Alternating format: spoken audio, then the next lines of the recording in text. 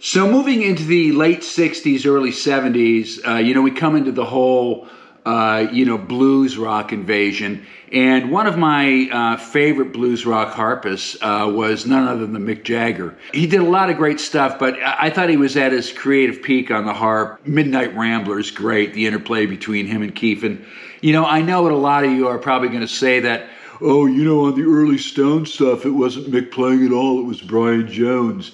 I know most harmonica aficionados are surfers too, but it's true that Brian handled most of the harp work early on, but I think you got to give Jagger his props. He was an able student, and he was absolutely no stiff himself. Another guy on this list has to be Alan Blind Owl Wilson. And Wilson was a member of Canned Heat, a band from right here in Los Angeles. Alan was a guitarist and the blues harpist in Canned Heat, but he was not the lead singer, although he did sing lead on a couple songs. And he had a very distinctive high falsetto thing that he did. And he actually lead sang on their biggest hit, On the Road Again, which is just a fantastic song.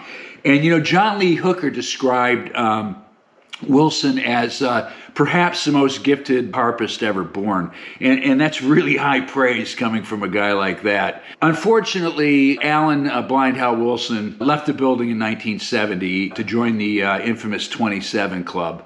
But, while we're talking about LA bands right here, one of my favorite blues harmonica pieces ever is in Roadhouse Blues by the Doors. And for years, I thought it was Jim Morrison playing it, but what I found out was it was John Sebastian from The Loving Spoonful, a guy that you think of as a folk player, but it was him who played on it, and I don't think you could do a better performance of it. So I'd like to talk a little bit now about Robert Plant from Led Zeppelin. He's not usually thought of as one of those guys, one of the really cool harp players, but I don't think you can get a better feel for a song, for the melancholy of the harmonica than Plant did in Zeppelin's When the Levee Breaks. I just think it's his magnum opus. So another one of those guys to me is Steven Tyler of Aerosmith.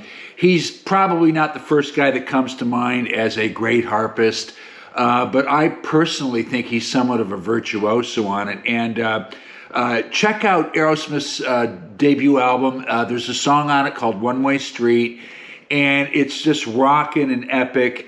And I think it's pretty much a primer on how to play this instrument. Now, usually the harmonica player is the lead singer in the band, but there's a few dedicated instrumentalists, and there's a couple that I'd like to mention here. The first is a guy by the name of Richard Salwitz, who is better known as Magic Dick from the Jay Giles Band. And the guy had a lot of chops. Listen to a song called Whammer Jammer sometime. But I have to say he wasn't a show-off. He knew how to blend in with the band, and nobody looked cooler on stage than Magic Dick. The other guy would be Lee Oskar, and he, of course, played with War. And I think he's a really unbelievable virtuoso player. But what he's really famous for is his Lee Oskar harmonicas, and they're pretty good instruments.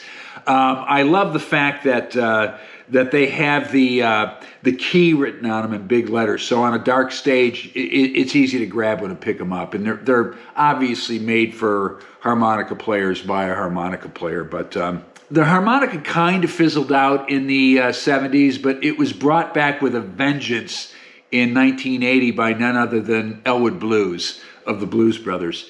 And, you can say what you want about an actor like Dan Aykroyd being a player, but his Elwood persona was so cool. And I loved the way he played. He was very rhythmic and stripped down, and I just think he's great. Now, when we talk about some of the more modern players, I think you have to mention a guy named John Popper, who played with Blues Traveler. Along with Stevie Wonder, I think these two guys are just ridiculous because they can make a harmonica do what John Coltrane can make a tenor sax do. They're just on another planet. And Popper's one of those guys, it's not just that he plays fast, he plays good. And when I listen to him, I'm somewhat reminded of Eddie Van Halen playing the guitar. I know what he's doing, but I have no idea what he's doing. There's one more I'd like to mention right now. In researching for this video, you know, I was watching a lot of YouTube, and I came across a couple people, but one guy in particular that just kind of blew my mind, and his name is Wilde, and I did a little research on him. He's from Brighton, England. This dude can really play, man, and I think it's worth your time to check him out on YouTube. I don't know if he has any records out or anything like that, but you can definitely find him on YouTube. So, all right, so there it is. My 15 picks for some of the greatest harmonica players of all time. Actually, it was more like I think it was 18 or 19 that we ended up doing, but oh well. And I just want to let you know, please feel free to chime in with your list or anything you'd like to add to it. I would love to hear about it, and I'm sure the other subscribers would too. So I just want to let you know I had a blast doing this. Please like and subscribe to the channel if you haven't already done it. I really love doing these. So I just want to leave you with keep playing it and keep playing it loud. All right, peace out.